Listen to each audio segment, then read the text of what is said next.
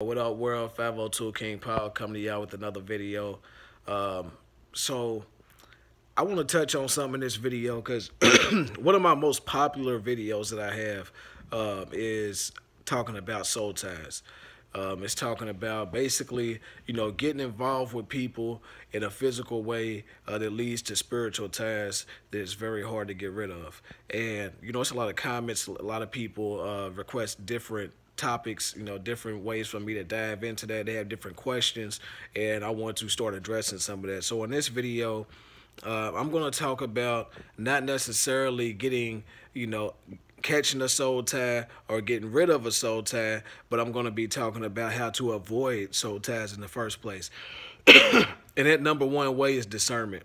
And I'm going to go, just based on this. This is how I learn. This is how I get this information in the first place, man.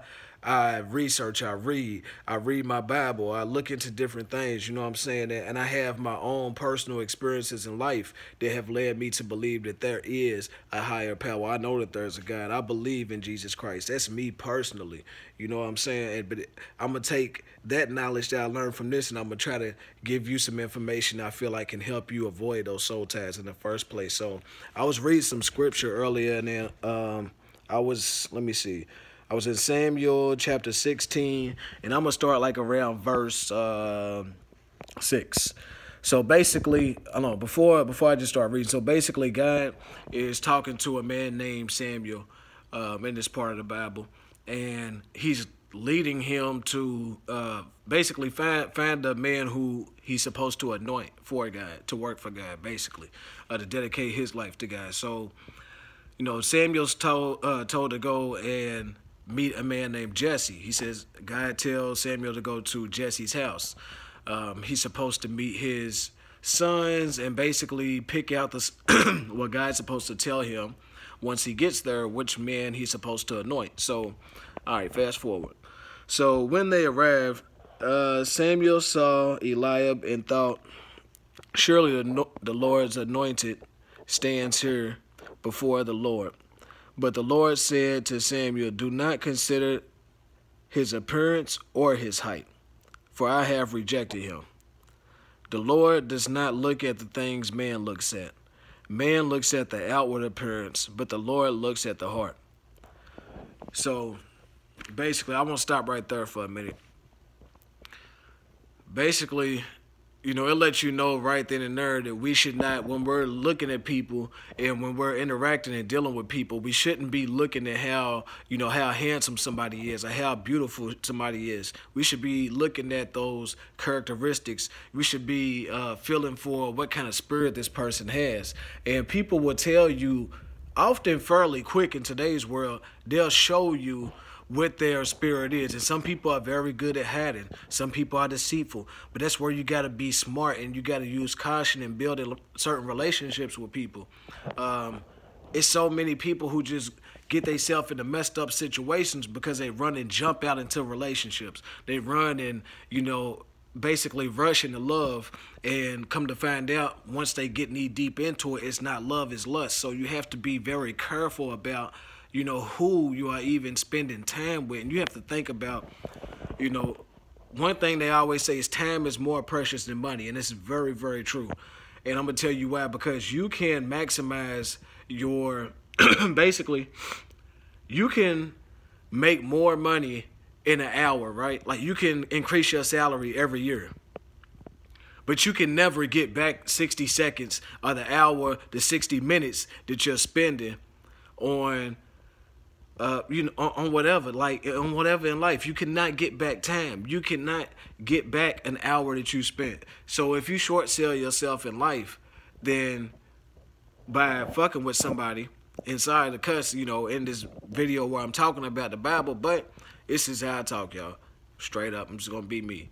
But if you short sell yourself by messing with people who are not good for you, then you really can only be mad at yourself when shit hits the fan. And, you find yourself tied up with this negative person or a toxic person. Like, you do not want to do that to yourself. Life is so short. We just saw this tragic accident that happened with Kobe Bryant and his daughter. And, you know, prayers to his wife, to his family. Life is too short, man. It's too short to be dealing with the wrong kind of people. And that's basically what I want to say. So I'm going to finish this story on what I was saying in the Bible as well, though. So basically, it goes on. I know the story. I don't even really need the Bible. So it goes on to say, basically, you know, Samuel, he's looking at all these different sons. He's looking at, I think he goes through 7 of Jesse's sons. You know, 7 is that magic number. He goes through 7 of Jesse's sons. And every time God says, nope, nope, nope, nope, nope, that's not him. That's not the one. That's not the one. So he gets from that point, and Samuel says, well, you know, this can't be all the kids if God keeps saying no.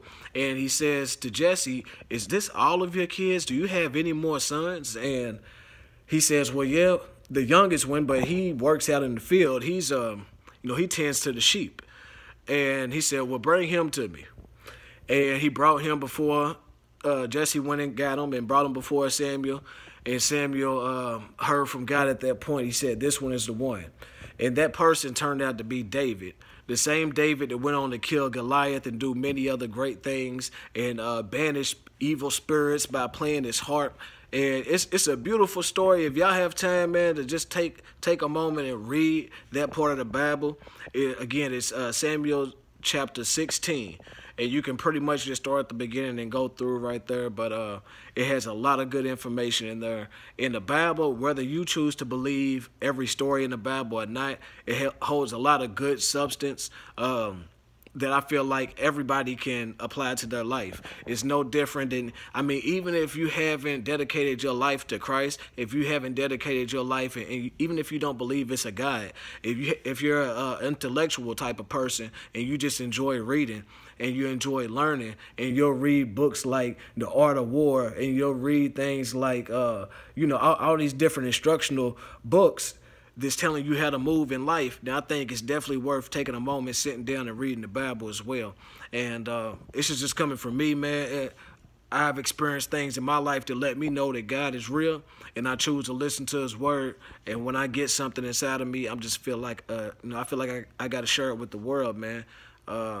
Excuse me, you know, for kind of rambling right now, but I just really felt like I should share this message and put this out into the world, and hopefully it helps somebody to grow, help somebody to recognize that, you know, early on with dealing with people, that people show you who they are from the beginning. You will be able to recognize their spirit from the beginning. They can try to hide it for a little while, but people are not that good, man. Nobody's that good to hide your spirit. You can put on makeup and change your face and change your hair color and all that, but you cannot hide your spirit at the end of the day. So I want to leave y'all with that.